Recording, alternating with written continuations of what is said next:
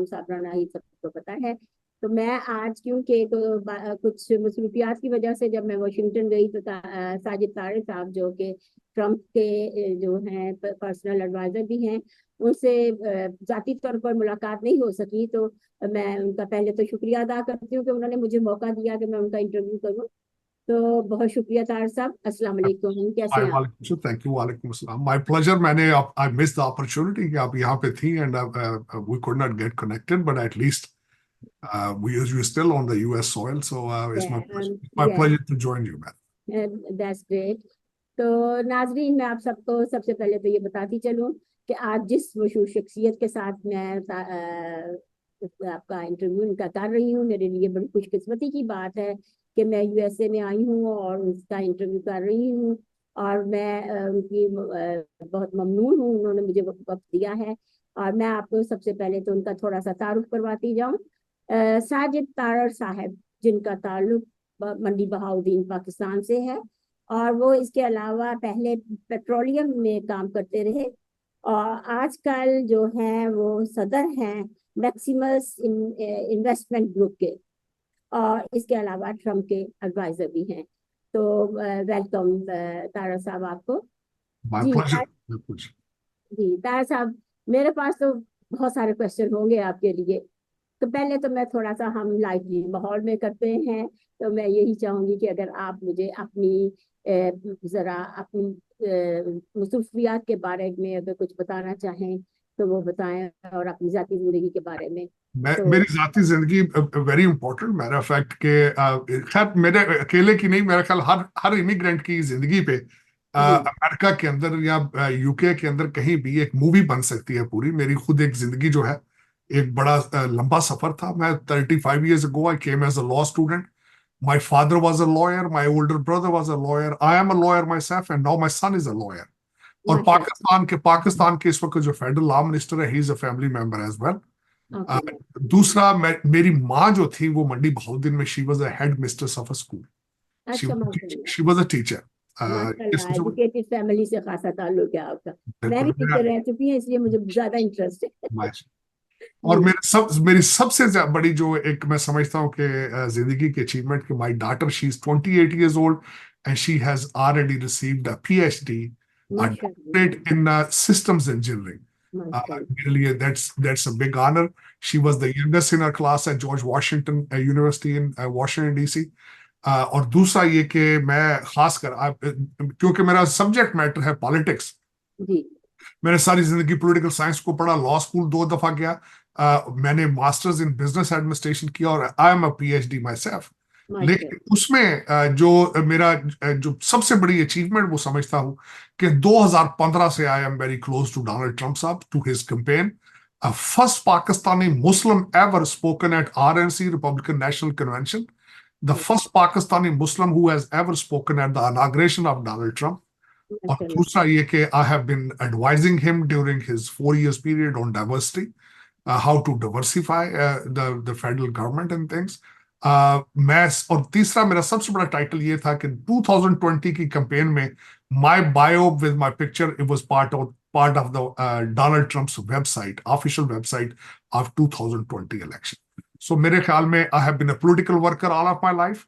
And I have achieved many things, but these were the three. But still, the process is still going on. My journey is still taking place. I'm not done yet with my life. Matter of fact, I will be keep serving my people. I will be keep serving my religion, my ethnicity, my Pakistan. I always say that Pakistan is my motherland, America is my homeland, and I do have intentions to serve both with my heart, with the.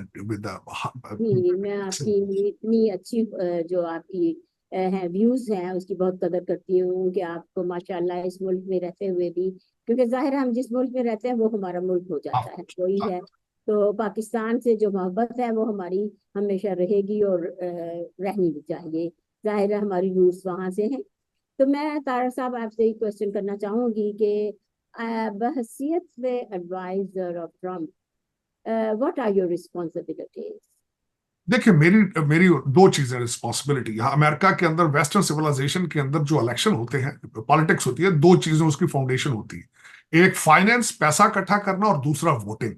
अच्छा। मैं देखें इसमें जो पहली दफा 2016 के election में था तो मुसलमानों उस वक्त सबसे बड़ा जो इल्जाम लगाया जाता था डोनाल्ड ट्रंप साहब के, he is anti immigration, he is anti Islam, he is anti Muslim immigration. जी। तो उन चीजों को डिफ्यूज करना, that was part of my responsibility. My organization was called the Muslim American Muslims for Trump, उसको I use to lead it.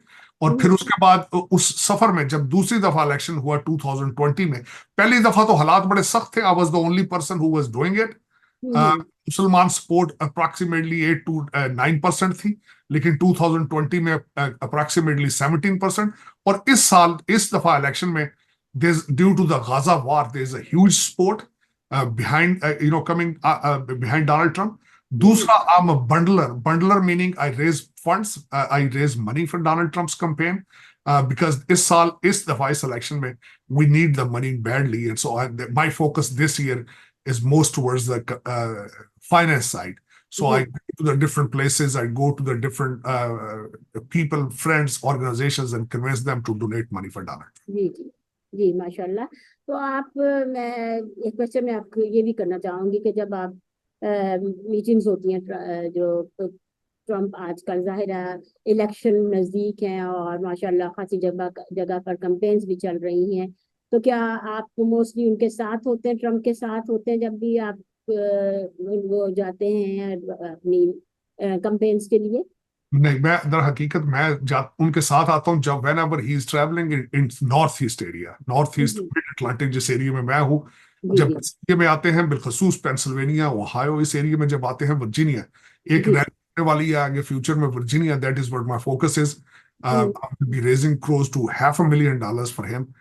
उस माशा- rally में, और उस रैली के अंदर मेरी ख्वाहिश है कि मुसलमानों की एक नुमाइंदगी वहां पे खासकर कराऊं इस अपने नॉर्थ ईस्ट में से। Hmm New York, Pennsylvania, Virginia, Washington DC, Maryland से जो पाकिस्तानी मुसलमान है या मुस्लिम कम्युनिटी है, उनका एक अलग से उनका कोई टाइम उनके साथ करके तो इकट्ठा किया जाए उनको। That is what I am working right now. I don't travel with them all over, but I travel with them in north east. जब भी वो यहाँ आते हैं रैलीज में, I definitely try my best to go there, to hmm stand behind them, and not only this, to energize Muslims and the other friends to go there, attend them. लेकिन मैं अभी रिसेंट जो दो चीजें थी कि मैं एक तो मिलवाकी विस्कॉन्सिन में हमारा RNC था, रिपब्लिकन नेशनल कन्वेंशन, उसमें था, उसके लिए काम भी करता रहा हूँ। अब दूसरा, उसके जो वाइस चेयर थे रिपब्लिकन नेशनल कन्वेंशन के, जी luckily he was from Maryland. मैंने जी उस मिलवाकी विस्कॉन्सिन में एक इवेंट को स्पॉन्सर किया था। जी उसमें मुझे मौका मिला प्रेसिडेंट साहब के साथ इंटरेक्शन में। उससे पहले, प्राइमरी से पहले, I spent 1 week with them, traveling, listening to his speech, asking him questions, reason, because it's my moral responsibility and my political responsibility to answer people, to give them the answer. So hmm if I don't understand the president, what his mindset is, how can I sell his product? How can I convince the others? तो मैं उस एक हफ्ते की travel में I basically took most of my answers. How he stand on Gaza situation, how he stand on Ukraine, how can he control inflation, what is the weak foreign policy after the fall of Kabul, after the de-dollarization, how he will change everything, how he always claimed that he has ability or capacity to wipe up, to shut down the wars in the world. How can he do it? So that is what I did. I continuously traveled with him for a week before the Milwaukee, Wisconsin, to understand what is his mindset, to listen and to listen to his speeches, sitting next to him and asking him questions. So I'm very blessed in that regard that I have his confidence, his trust on me, and I have been standing with them since 2015, and I was so far, even then, frankly speaking, मैं एक जो चीज में बल्कि मुझे गिला शिकवा होता है यहाँ पे, हमारा डायस्पोरा जो है वो यहाँ पे भी बैठ के स्पोर्ट का, यहाँ पे भी जो उनकी पॉलिटिकल एक्टिविटीज देखी जाए तो वो PTI के लिए है, वो नून लीग के लिए है, पीपल्स पार्टी के लिए है। मुझे पता है इन्होंने यही रहना है, इन्होंने वापस नहीं जाना, लेकिन लोकल पॉलिटिक्स के अंदर इनका कोई अमल दखल नहीं है। मिलवाकी विस्कॉन्सिन में स्पेशली डिसअपॉइंटेड था कि मैंने किसी पाकिस्तानी को वहां पार्टिसिपेट करते नहीं देखा। हाँ जी, ग्रेट, दैट ग्रेट। आजकल जैसे तार साहब इंतखाबात होने वाले हैं अमेरिका में, मेरा ख्याल 2 सितंबर, 2 सितंबर को है शायद। नहीं, तो 5 नवंबर को, 5 नवंबर 5 नवंबर को, अच्छा नवंबर 5 नवंबर को है। तो आजकल जो है आपका क्या ख्याल है कि कैसी ट्रम्प साहब की कैंपेन जा रही है? और क्या ये जाहिर है बाइडन तो आप उस वक्त दोष हो ही गए हैं, उनका तो हम बीच में नहीं कुछ भी कह सकते। तो आपको कितने परसेंट चांसेस हैं कि ट्रम्प जो है वो ये इंतखाबात जीत जाएंगे? देखिए, इस वक्त बिल्कुल एग्जैक्टली 2016 वाला नक्शा सामने नजर आ रहा है। उसकी वजह यह है जी। कि अमेरिका के अंदर एस्टेब्लिशमेंट को बराक ओबामा उसको कंट्रोल कर रहे हैं तकरीबन पिछले 12 साल से। जी। इस वक्त अगर आप जरा टेक्निकल चीज है जरा देखें, इस वक्त तो पूरी दुनिया के अंदर एक नया फैशन इस वक्त आ चुका है कि democratic values they are in decline. जी। अथॉरिटेरियनिज्म जो है वो राइज पे इस वक्त जा रहा है। ये पूरी दुनिया के अंदर ये नया इट्स न्यू इंटरनेशनल फिनोमेना। अब यहाँ पे जो सारी मशीनरी है, डिपार्टमेंट ऑफ जस्टिस और दूसरा स्टेट डिपार्टमेंट, हर चीज को कंट्रोल किया जा रहा कर रहे हैं बराक हुसैन ओबामा। तो उसमें और मीडिया, सारा जो मीडिया, खैर मीडिया क्या है, journalism, this is another threat to democracy. कि मीडिया जर्नलिज्म खत्म हो चुका है, मीडिया एंटरप्राइज आ चुका है। अगर वो 2016 का जो मैं आपको बताना चाह रहा था, मेरा अपना जाती एक्सपीरियंस, कि जब डोनाल्ड ट्रंप साहब की रैलीज में जाया जाए तो वहां पे एक जमे गफीर होता है, वहां पे तिल रखने की जगह नहीं होती, लोग दो दो दिन पहले से आगे खड़े हो जाते हैं। हम्म। लेकिन वापस आके अब जब सीएनएन देखते हैं तो उस पर डोनाल्ड ट्रंप साहब हार चुके थे 2016 के अंदर भी। अच्छा। आज भी अगर देखा जाए तो पूरी दुनिया जो है वो जल रही है, और उसका हर एक चीज का को मैं ये डिबेट करने के लिए तैयार हूं किसी से कि इस वक्त जो भी दुनिया में हो रहा है उसके हम्म। पीछे अमेरिका की वीक फॉरेन पॉलिसी है। अच्छा। और आप इंटरनल हालात देख लें, आप इन्फ्लेशन देख लें, अनएम्प्लॉयमेंट देख लें, को 20 मिलियन के करीब इलीगल लोग जो क्रिमिनल आ चुके हैं अमेरिका, उनके हालात देख लें। डिफेंडिंग इस वक्त जो दो दो डेमोक्रेट कैंडिडेट सामने आ चुके हैं, प्रेसिडेंशियल और वाइस प्रेसिडेंशियल, दोनों डिफेंडिंग पुलिस की बात कर रहे हैं, डिफेंडिंग पुलिस को प्रमोट कर रहे हैं।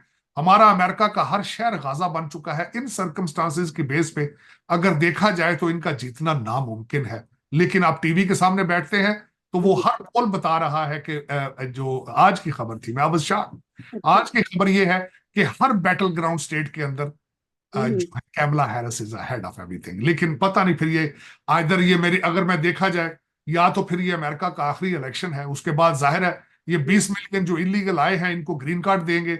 ग्रीन कार्ड बेसिस पे इन्होंने पहले ही हाउस के अंदर एक बिल पेश कर रखा है कि ग्रीन कार्ड बेसिस के ऊपर वोट देने की इजाजत दी जाए। तो जाहिर है ये जब 20 मिलियन लोगों को ग्रीन कार्ड दे के वोट दिलवाएंगे तो फिर उसके बाद रिपब्लिकन पार्टी, तो you won't be able to see us. So this is इसका एक और जवाब ये है कि डोनाल्ड ट्रंप साहब हमेशा कहते हैं कि ये सोशलिज्म को स्किप करके सीधा ही कम्युनिज्म पर आ गए हैं। और उसकी हम्म। वजह यही है कि बराक ओबामा इस कंट्री को वन पार्टी रूल बनाना चाहते थे, चाइना मॉडल की तरह।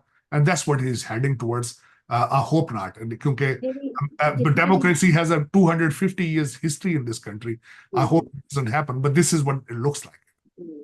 मेरी अभी तक जहाँ जब से मैं आई हूँ मैंने बहुत सारे लोगों से इलेक्शन के बारे में बात करने की कोशिश की है, जनरली भी और वैसे भी, कि भाई आप लोगों का क्या ख्याल है, आप किसको वोट देना पसंद कर रहे हैं। लेकिन मैंने मतलब जितने भी जानने वाले हैं उन्होंने कहा मेरे से बेहतर तो हमें ये है कि हम ट्रम्प को ही वोट, क्योंकि बिलखसूस आप इस वक्त हम्म। आप बिलखसूस आप जिस स्टेट में अभी बैठी हैं, इस रिपब्लिकन स्टेट है, मेरी इस पर फेवरेट स्टेट। दो स्टेट्स बल्कि हो सकता है इन the future I may be moving towards Texas और फ्लोरिडा माई सेल्फ। जी। क्योंकि नॉर्थ ईस्ट के अंदर जिस स्टेट में मैं यहाँ बैठा हूँ, इस blue state, deeply blue state, very progressive agenda.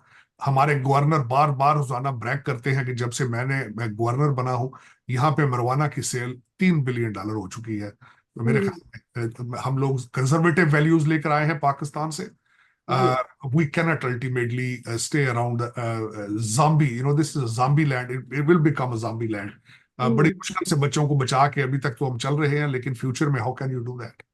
Hope so, hope so. तो मैं मेरा आपसे एक क्वेश्चन ये भी है कि इसको जब ट्रम्प साहब की जीत होती है तो क्या ये जो बाइडन की पॉलिसीज थी इनमें कोई चेंजेस लाना पसंद करेंगे ट्रम्प साहब?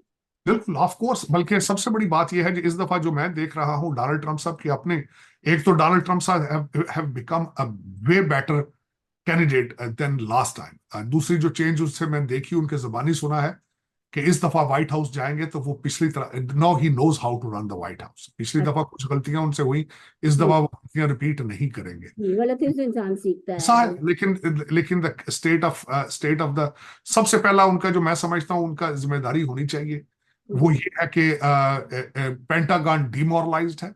पेंटागन के जो हमारी सोल्जर्स हैं, फौज है, अल्टीमेटली उनके मोराल को ठीक करना, फिर उसके बाद लोगों को डिपोर्ट करना, जो कि वो कह चुके हैं कि मैं आर्मी स्टाइल डिपोर्ट करूंगा, क्योंकि ये लोग मेजॉरिटी जो है इनका कोई चेकअप नहीं है कहाँ से आए हैं। बल्कि अक्सर डोनाल्ड ट्रंप साहब कहते हैं 30,000 के करीब चाइनीज आ चुके हैं। क्या चाइना अमेरिका के अंदर अपनी आर्मी बिल्ड करने के बारे में सोच रहा है? पहले तो उनको डील करेंगे, फिर उसके बाद इन्फ्लेशन को कंट्रोल करने के लिए उनका आइडिया है अमेरिका से अपना तेल निकाला जाएगा और जी उससे इन्फ्लेशन को कंट्रोल किया जाएगा। उसके बाद एयरलाइंस, जी डोनाल्ड ट्रंप साहब मुसलसल ये कहते हैं, बराक ओबामा साहब जिस तरह कंटेनर्स में भर भर के डॉलर ईरान को देते रहे हैं और वो हिजबुल्लाह और हमास के पास जाते रहे हैं, that is one of the reason of the Gaza war. और जी उसके बाद जो सबसे बड़ी बात यह है कि जब से फेल सैंक्शंस लगाई गई थी रशिया के ऊपर, उन्होंने तेल एक्सपोर्ट कर करके बहुत पैसा बनाया है, जिसकी वजह से उन्होंने यूक्रेन के ऊपर हमला किया है।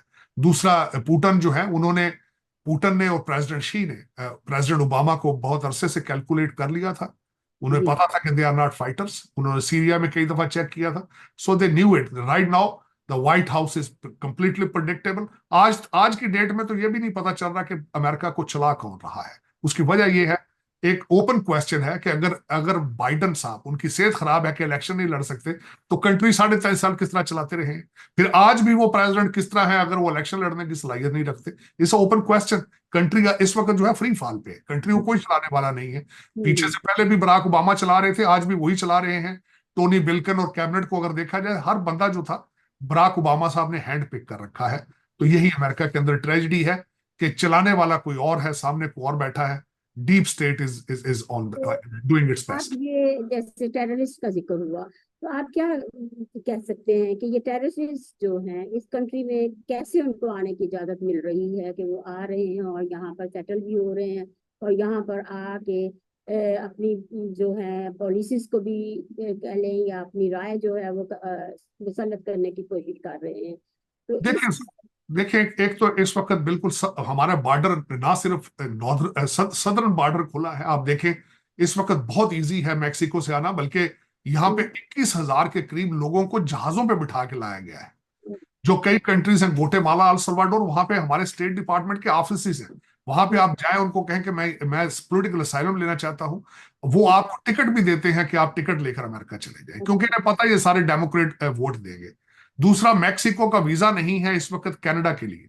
वो जी वीजे के बगैर कनाडा ट्रैवल करते हैं, वो न्यूयॉर्क वाली साइड से भी आ रहे हैं। तो हम्म दर हकीकत यही एक ओबामा साहब की ख्वाहिश थी कि कंट्री को किसी तरीके से वन पार्टी रूल बनाया जाए। तो वो समझते हैं कि जितने इमिग्रेंट बाहर से आएंगे ये सारे डेमोक्रेट को वोट देंगे। तो लेकिन ये कि अपने घर को आग लगा लेंगे, क्योंकि इनके अंदर इनका कोई चेक सिस्टम नहीं है। ये कौन से माइंडसेट को लेके यहाँ आ रहे हैं, ये हम्म अमेरिका के अंदर क्या करेंगे?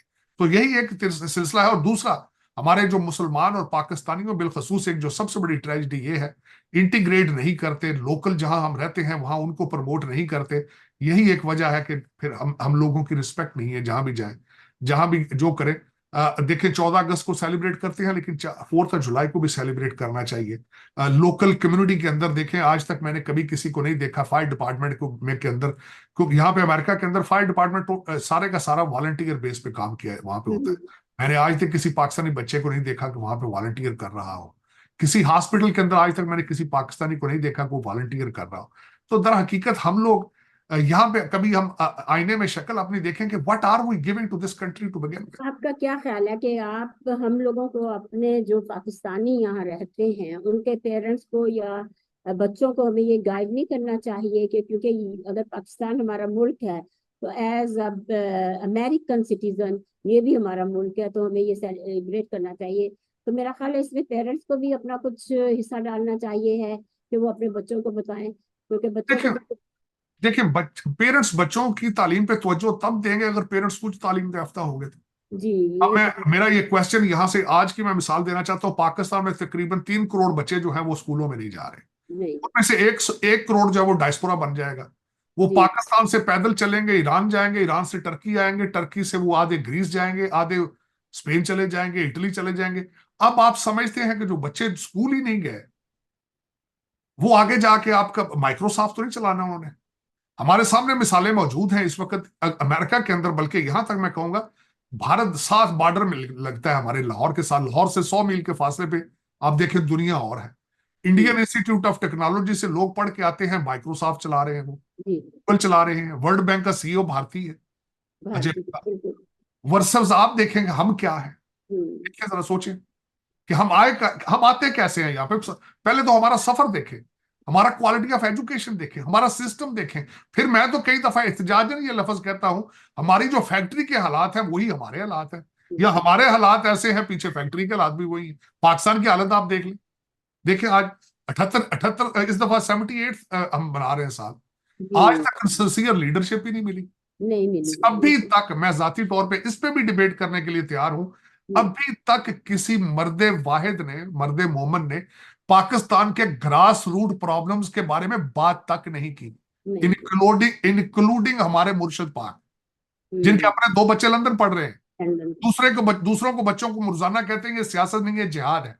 बाहर निकलो, गोलियां खाओ, बाहर निकलो, ये करो। अपने बच्चे लंदन बैठे हैं, उनको भी तो यही बुलाओ। तो हमारा अलमिया है कि हम लोग, हमारे पाकिस्तान को आज तक प्रॉपर वो नहीं, नुमाइंदगी भी नहीं मिल सकी है। तो मैं अगर ये ख्याल आप। एक तो मैं मुर्शिद पाक की बात कर रहा, दूसरे जो हैं उनको मैं कहता हूं ट्रांजिट पे आए हैं। वो कैरिंग ऑन लगेज के साथ आते हैं लंदन से, लंदन बेस्ड है सारे, बिल्कुल। लंदन से आते हैं, हुकूमत करते हैं, कैरी ऑन लगेज लेके वापस चले जाते हैं। लेकिन जी। बात तो सोचने वाली ये है ना कि हुकूमत चलाने इस वक्त जजों के हालात देख लें। सारा दिन मुझे दोस्त कहते हैं जी फौज बड़ी भैड़ी, फौज बड़ी भैड़ी।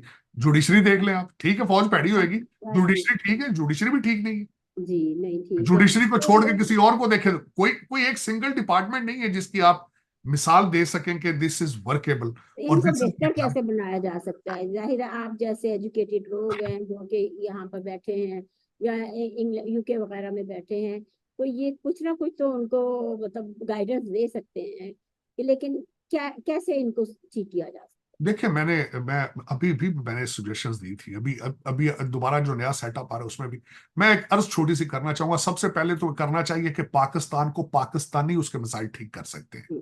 ये आपके इंपोर्टेड जज, आपके सियासतदान, ये पाकिस्तान के मसाइल ठीक नहीं कर सकते।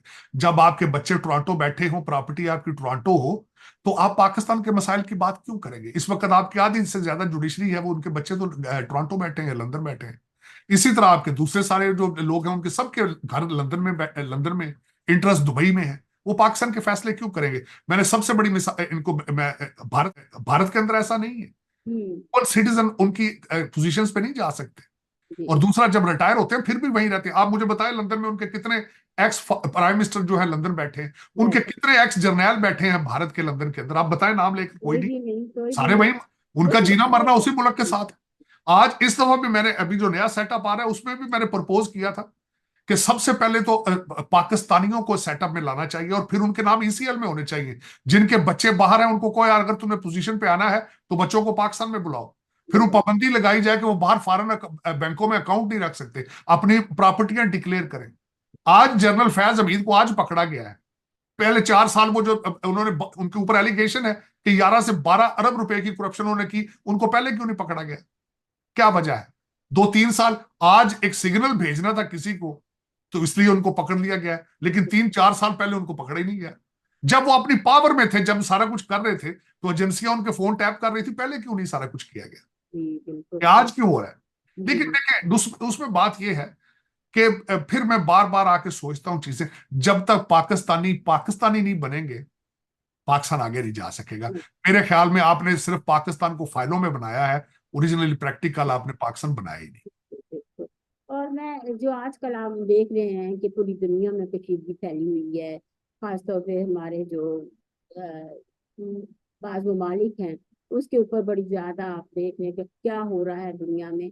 तो इसके अगर ट्रम्प साहब आ जाते हैं तो ये ट्रम्प साहब की हुकूमत जो है, क्या उनके लिए कोई इकदाम करेगी, उनकी हेल्प के लिए कोई, ये मतलब जाहिर है लोगों का ये ख्याल है कि अमेरिका से असला पहुंचाया जाता है या इस तरह से।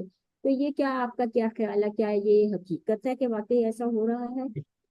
डेफिनेटली मैं एग्री करूंगा। दो बातें आपने, दो क्वेश्चन की हैं, मैं एक का पहले जवाब ये दूंगा। डोनाल्ड ट्रंप सब आएंगे तो एक जो वैक्यूम क्रिएट हुआ है पिछली अमेरिका की वीक फॉरेन पॉलिसी को, उसको ठीक करेंगे। डोनाल्ड ट्रंप साहब मुसलसल अपने स्पीचेस में ये कहते हैं कि अगर वो प्रेसिडेंट होते तो वो रशिया और चाइना का अलायंस ना होने देते, जी। उनको इकट्ठा ना होने देते।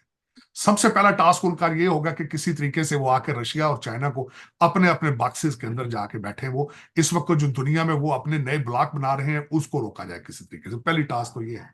दूसरा जो आपने फरमाया है कि जो असला जाता है अमेरिका से, अमेरिका की इकोनॉमी जो है it's a war based economy.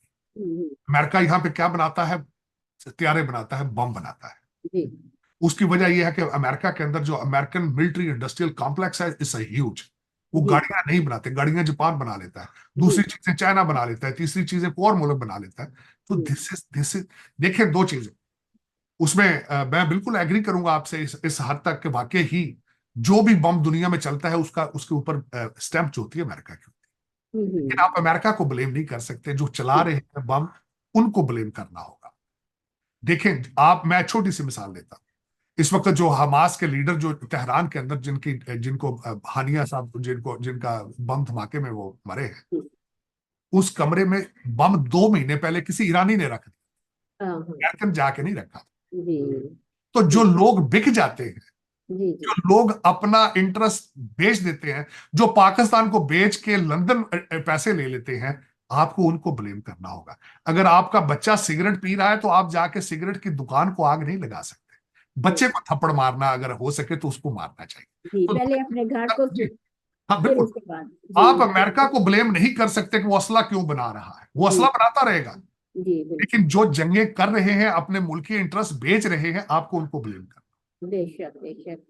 तो आपने बतौर एडवाइजर ट्रम्प साहब के साथ काफी अरसे से काम कर रहे हैं, उनकी शख्सियत को कैसा पाया?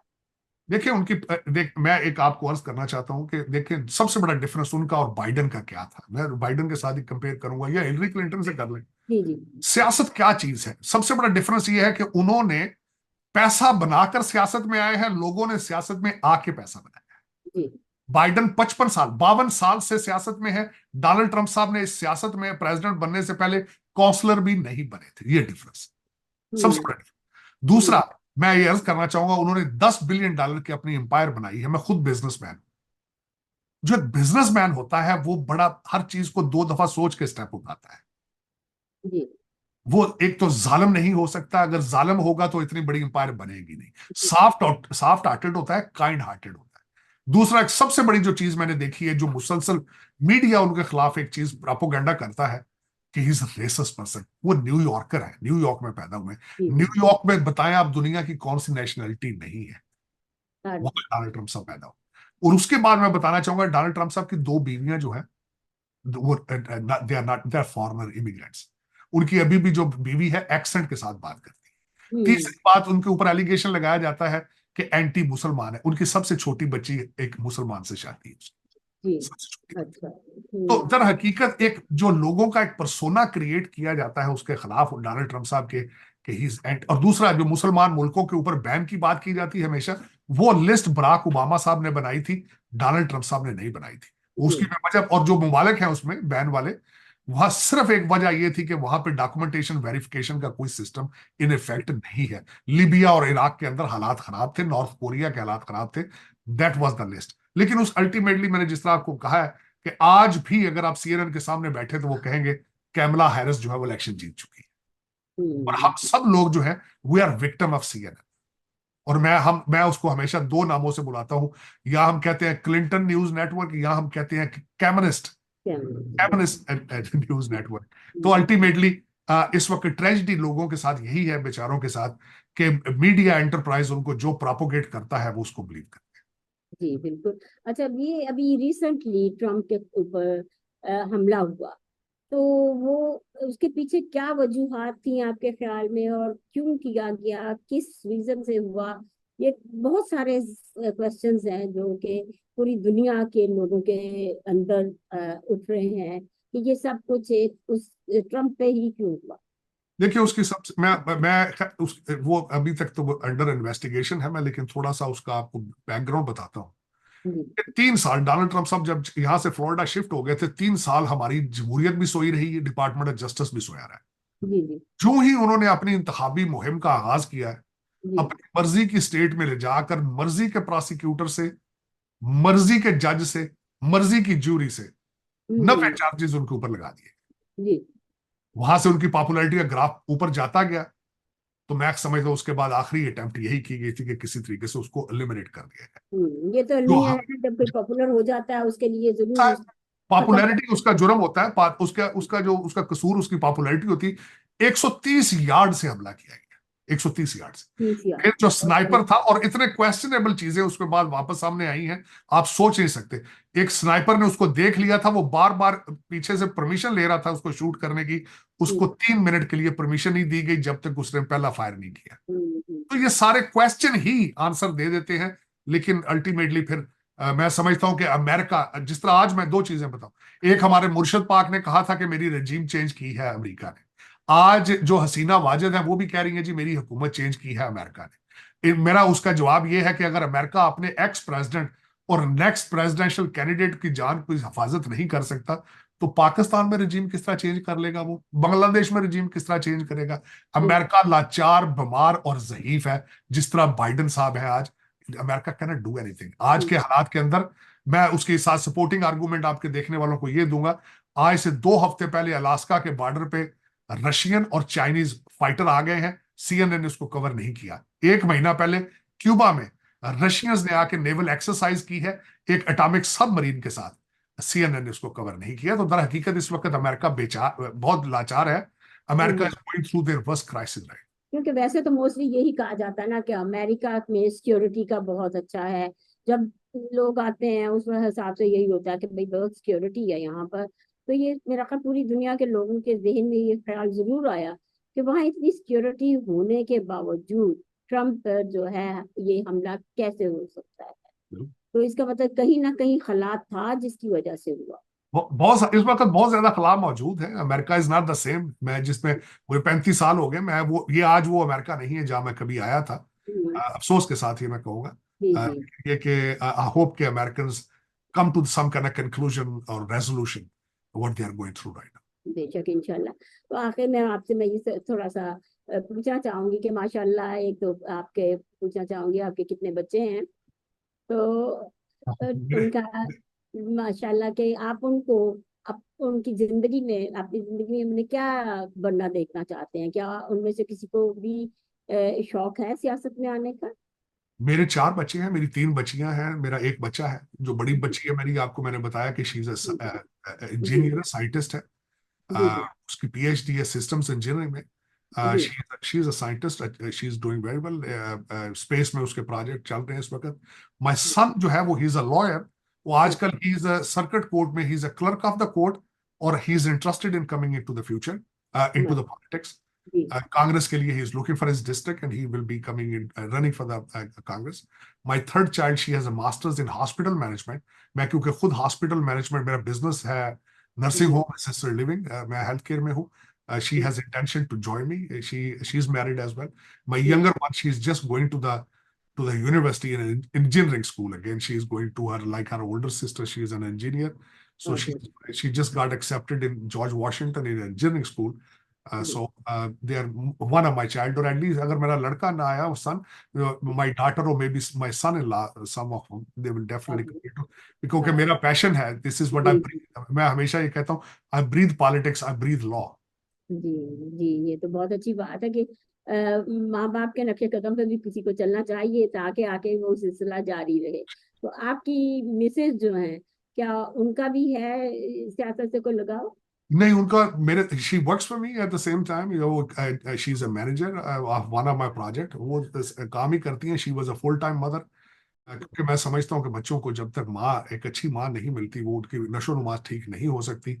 We have always avoided the babysitters and दूसरी चीजें। She was a full time mother, she is a very good mother. लेकिन शी वर्क्स फॉर मी, पहले पार्ट टाइम करती थी, now she is working full time. लेकिन I am very blessed, इसमें कोई शक नहीं है। अल्लाह ताला की जितना मैं शुक्र अदा करूं कम है। मैं भी सारे ख्वाब वैसे ही लेकर आया था जो हर पाकिस्तानी लेके निकलता है, लेकिन जी जी अल्लाह ताला की जात ने मुझे बड़ा ब्लेस किया है। I am very thankful, I am very humble. हर दूसरे तीसरे साल मुझे बुला भी लेता है, मैं उम्रे के लिए जाता हूँ, मैं माशा। बच्चों को लेके जाता हूँ। And I'm very thankful. And I'd love to serve my country, Pakistan. I love to serve Muslims. I love to serve America at the same time. मैं तीनों को जस्टिफाई करने की ख्वाहिश रखता हूँ। मेरे लिए दुआ कीजिएगा कि मैं तीनों अपनी रिस्पॉन्सिबिलिटीज को पूरा कर सकूं। इंशाल्लाह इंशाल्लाह जरूर। माशाल्लाह इतने अच्छे ख्यालात रखते हैं आप, तो जरूर अल्लाह कामयाब करेगा आपको। तो आखिर में मैं आपसे एक क्वेश्चन यही करना चाहूंगी कि आप न्यू जनरेशन, जो यंग जनरेशन है, उनको कोई मैसेज देना चाहेंगे? एक जो मेरे दिल को बड़ा अजीज है, मैं पेरेंट्स को भी रिक्वेस्ट करूंगा, बच्चों को भी रिक्वेस्ट करूंगा, इंग्लिश और मैथ पे तवज्जो दी जाए। आर्टिफिशियल इंटेलिजेंस के बगैर फ्यूचर में गुजारा नहीं होगा। बहुत ज्यादा अनएम्प्लॉयमेंट हो जाएगी फ्यूचर में अगर आप, if you are not studying the STEM subjects, जी। इंग्लिश और मैं खुदारा बच्चों को मेक श्योर करें कि at least they have a bachelor और master degree at least, and in what, with related to math and English, STEM subject. तालीम के बगैर हमारा you cannot survive, you won't be able to survive in the future without education, a quality education. और दूसरा, make sure करें, teach your kids how to love America.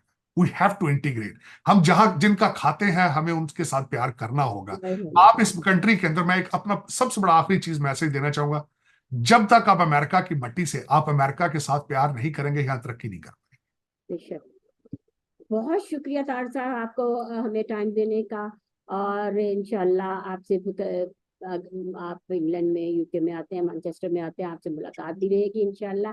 तो आपके साथ बात करके मुझे बड़ी खुशी हुई है, और इंशाल्लाह इसी तरह आपसे मौका मिला तो दोबारा इंटरव्यू भी होगा और मुलाकात भी होगी। खुश रहो, बहुत खुश रहो, बसते रहो ते चढ़ते पासे। शुक्रिया, बहुत बहुत। आप भी खुश रहे और हंसते बसते रहे। बहुत शुक्रिया। अल्लाह हाफिज।